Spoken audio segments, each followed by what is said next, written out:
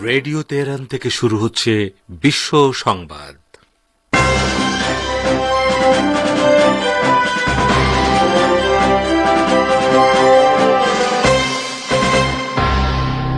শুরুতেই সংবাদ শিরোনাম।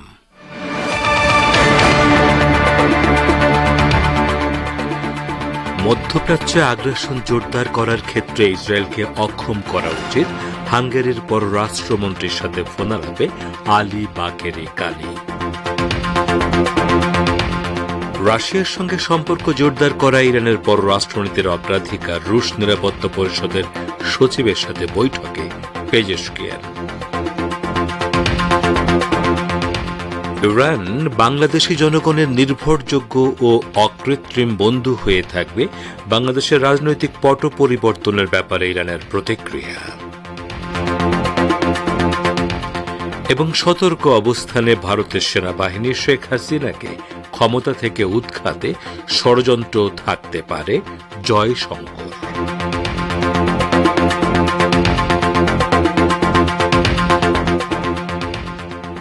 আসসালামু আলাইকুম। এতক্ষণ গুরুত্বপূর্ণ সংবাদ শিরোনাম শুনলেন। এবারে বিস্তারিত বিশ্ব সংবাদে আপনাদের স্বাগত জানাচ্ছি।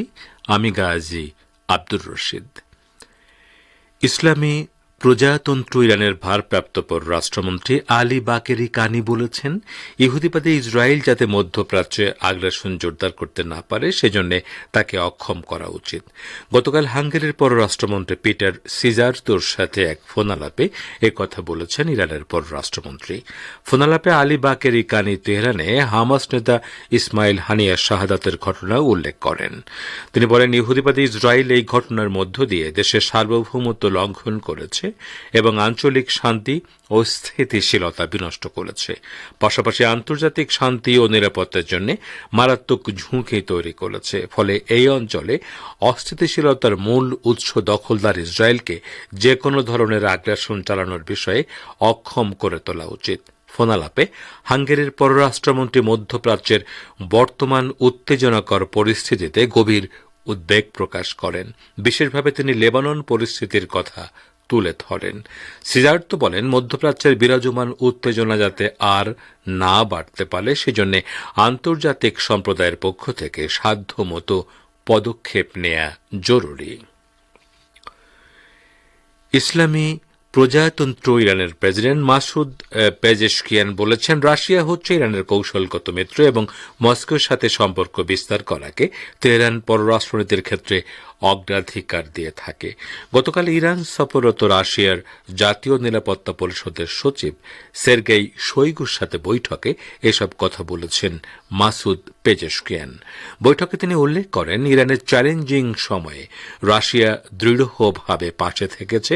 এখন প্রয়োজন দুদেশের মধ্যে যেসব চুক্তি ও সমঝোতা সই হয়েছে তা পরিপূর্ণভাবে বাস্তবায়ন করা। পেজেশকিয়ান বলেন, আমরা বিশ্বাস করি আমেরিকার একাধিপত্যবাদের যুগ শেষ হয়েছে। ইরান এবং রাশিয়ার মধ্যকার সহযোগিতা এখন বাড়াতে হবে যাতে নিশ্চিতভাবে বহুপাক্ষিক বিশ্ব গঠন এবং বৈশ্বিক শান্তি ও নিরাপত্তা প্রতিষ্ঠা করা যায়। বৈঠকে পেজেশকিয়ান সুস্পষ্ট করে বলেন, ইরানের মাটিতে যে আগ্রাসন চালানো হয়েছে তা বিনা জবাবে পার পাবে না।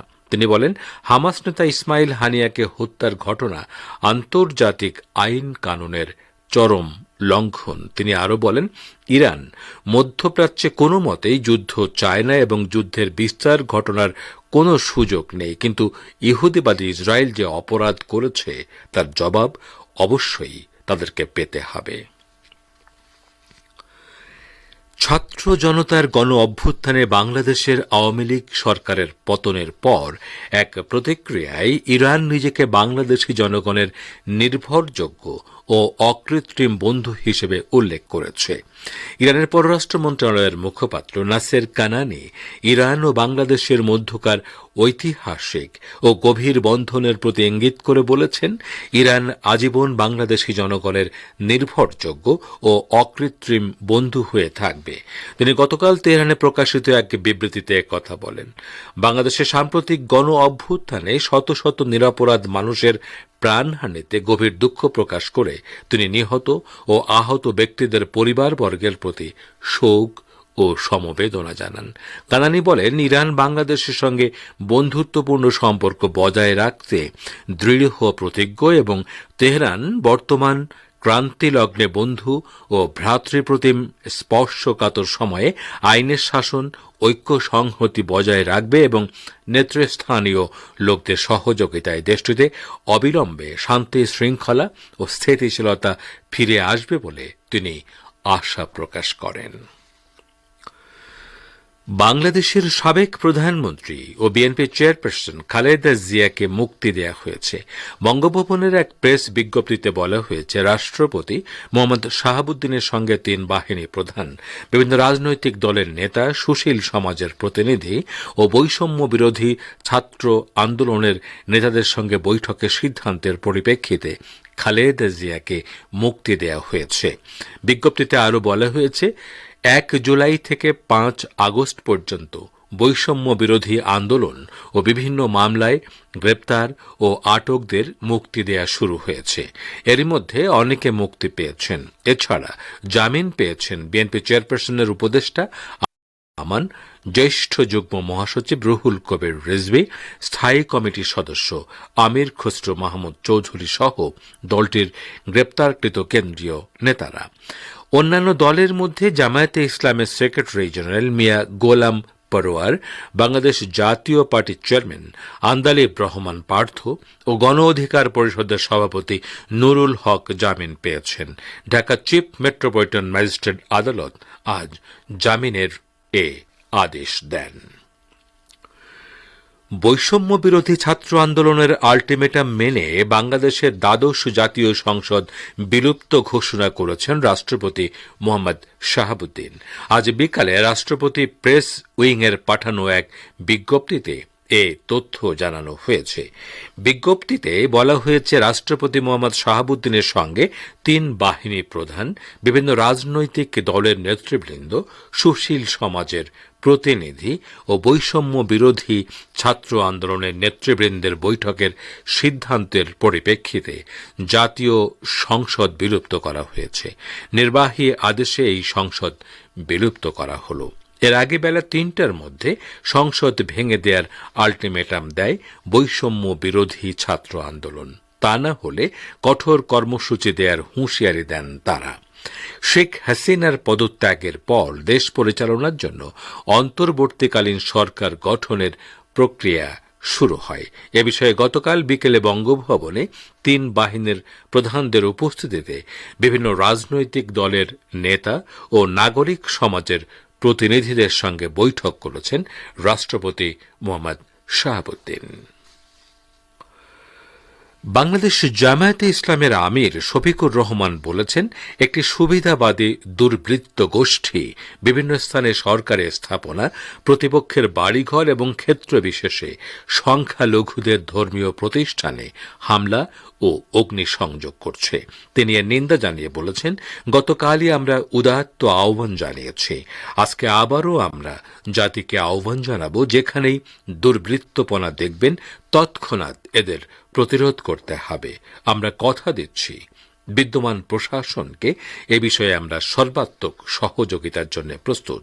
আজ বিকেলে রাজধানীর মগবাজারে দলের কেন্দ্রীয় কার্যালয়ে এক সংবাদ সম্মেলনে জামায়াতের আমির ডা. শফিকুর রহমান কথা বলেন। আপনারা বিশ্ব সংবাদ শুনছেন রেডিও তেহরান থেকে, আর প্রচারিত হচ্ছে বাংলাদেশ ও ভারতে শর্টে 25 মিটার ব্যান্ডে, এছাড়া বিশ্বজুড়ে ইন্টারনেট ও স্যাটেলাইটে।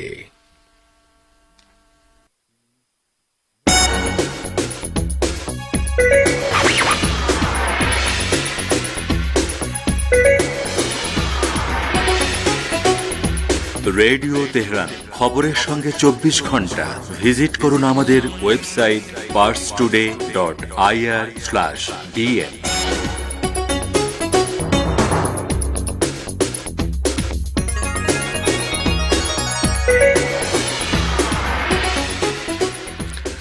আবার ফিরে এলাম বিশ্ব সংবাদে। ভারতের পররাষ্ট্রমন্ত্রী এস জয়শঙ্কর বলেছেন, বাংলাদেশের বর্তমান রাজনৈতিক পরিস্থিতিতে পর্যবেক্ষণের নীতি অনুসরণ করবে ভারত। পাশাপাশি দেশটির সেনাবাহিনীকে সতর্ক অবস্থানে রাখবে। পার্লামেন্টে অনুষ্ঠিত সর্বদলীয় বৈঠকে তিনি এসব কথা বলেন। জয়শঙ্কর বলেন, শেখ হাসিনাকে ক্ষমতা থেকে উৎখাতে ষড়যন্ত্র থাকতে পারে। বাংলাদেশের পদত্যাগী প্রধানমন্ত্রী শেখ হাসিনা দেশ ছাড়ার একদিন পর আজ এ বিষয়ে ভারত তাদের অবস্থান স্পষ্ট করল।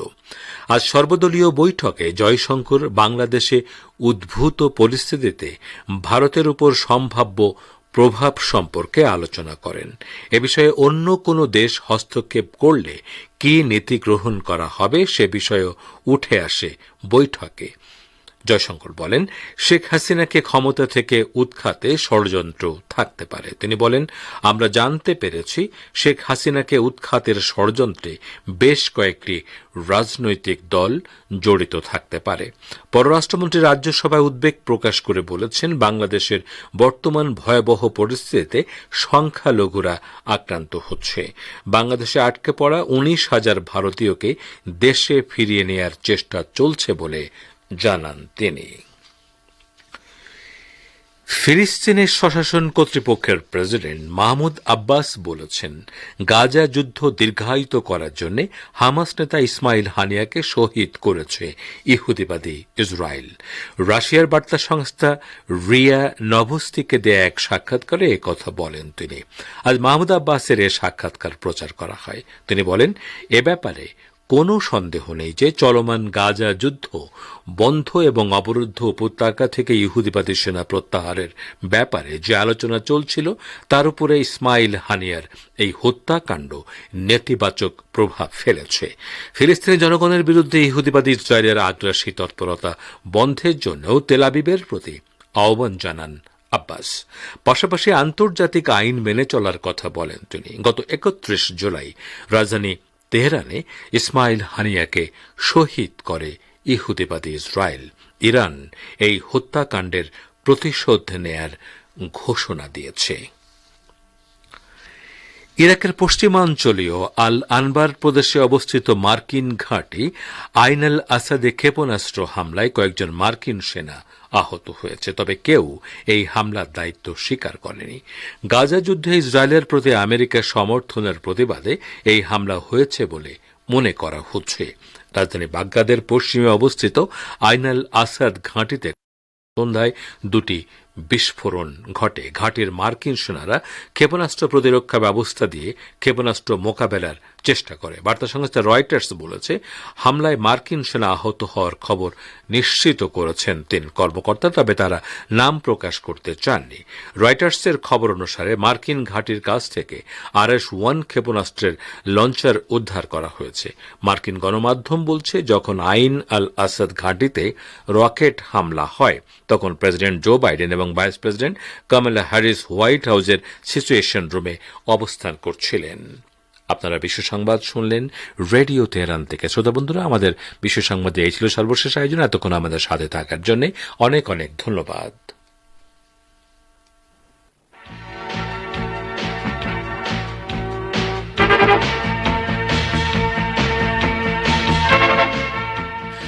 বিশ্ব সংবাদ শুনলেন রেডিও তেহরান থেকে। এবারে আমন্ত্রণ জানাচ্ছি সংবাদ ভাষ্যের অনুষ্ঠান দৃষ্টিপাতে। ফিলিস্তিনি ইসলামী প্রতিরোধ আন্দোলন হামাস নেতা ইসমাইল হানিয়া হত্যার প্রতিশোধ নিতে ইরান ইসরায়েলের বিরুদ্ধে যে হামলা চালাবে তা একক কোনো হামলা হবে না, বরং গোটা প্রতিরোধ অক্ষ ওই আক্রমণে অংশ নেবে বলে জানিয়েছেন ইয়েমেনের জাতীয় ঐক্যমত্যের সরকারের অন্যতম নেতা আলী আল কাহুম। এ সম্পর্কে আমাদের ভাষ্যকারের একটি পর্যালোচনা শুনুন সহকর্মী বাবুল আক্তারের পরিবেশনায়। ইয়েমেনের জাতীয় ঐক্যমত্যের সরকারের অন্যতম নেতা আলী আল কাহুম বলেছেন, হামাস নেতা ইসমাইল হানিয়া হত্যার প্রতিশোধ নিতে ইরান ইসরায়েলের বিরুদ্ধে যে হামলা চালাবে তা একক কোনো হামলা হবে না, বরং গোটা প্রতিরোধ অক্ষ ওই আক্রমণে অংশ নেবে। আমাদের এই নিবন্ধে আমরা যেসব বিষয়ে আলোচনা করব সেসবের মধ্যে রয়েছে ইরানের হামলার আশঙ্কায় ইহুদিবাদী নেতাদের মধ্যে আতঙ্ক, উত্তর ইসরায়েলে হিজবুল্লাহর হামলা, পশ্চিমা বিমান পরিবহন সংস্থাগুলো তেল আবিবে তাদের ফ্লাইট বাতিল করায় প্রায় ১.৫ লাখ ইহুদিবাদী বিমান যাত্রীর বিপদ এবং ইসরায়েলে ইরানের সম্ভাব্য হামলার প্রতি ইয়েমেনের সমর্থন ইত্যাদি। বার্তা সংস্থা মেহের জানিয়েছে, হামাস নেতা ইসমাইল হানিয়া হত্যাকাণ্ডের প্রতিশোধ নিতে ইরানের সম্ভাব্য হামলার আশঙ্কায় গত কয়েকদিন ধরে গোটা ইসরায়েলে ব্যাপক আতঙ্ক বিরাজ করছে। কারণ ইরানি কর্মকর্তারা জোর দিয়ে বলেছেন তারা প্রতিশোধ নিতে হামলা চালাবেন এবং ইসরায়েলি কর্মকর্তারা ইরানকে সে কাজ থেকে বিরত রাখার উপায় খুঁজে বের করার চেষ্টা করছেন।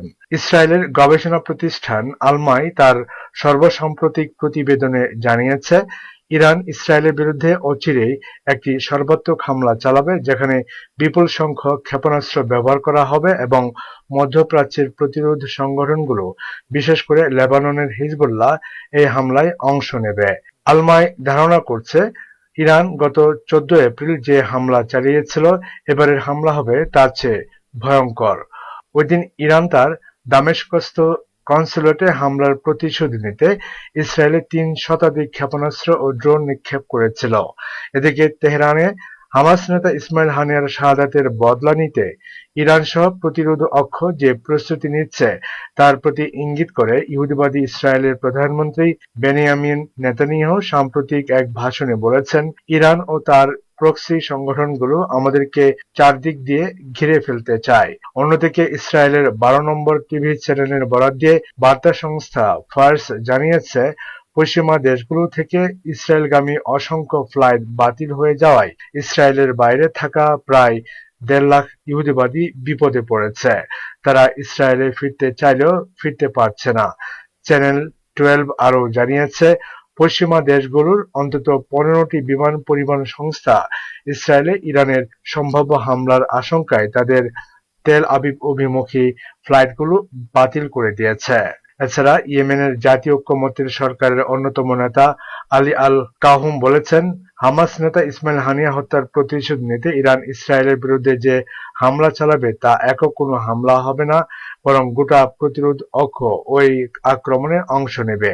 তিনি বলেন, গত বছরের অক্টোবর মাসে ইহুদিবাদী ইসরায়েল গাজায় আগ্রাসন শুরুর পর থেকে মধ্যপ্রাচ্যের যেসব প্রতিরোধ সংগঠন তেল আবিবের বিরুদ্ধে অভিযান পরিচালনা করে আসছে তাদের সবাই ইসরায়েল বিরোধী সম্ভাব্য হামলায় ইরানের সঙ্গে থাকবে। নির্যাতিত ফিলিস্তিনি জনগণের সমর্থনে নতুন অভিযানের কথা ঘোষণা করেছে ইয়েমেনের হুতি আনসারুল্লাহ আন্দোলন সমর্থিত সশস্ত্র বাহিনী। এটি বলেছে, তারা ইয়েমেনের আকাশসীমায় একটি মার্কিন গোয়েন্দা ড্রোন ভূপাতিত করেছে।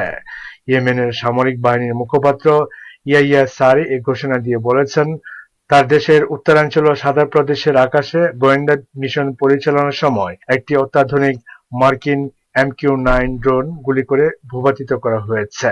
তিনি বলেন, এ নিয়ে গত নভেম্বর থেকে এ পর্যন্ত ইয়েমেনের সেনাবাহিনী একই ধরনের 7টি মার্কিন ড্রোন ভূপাতিত করল।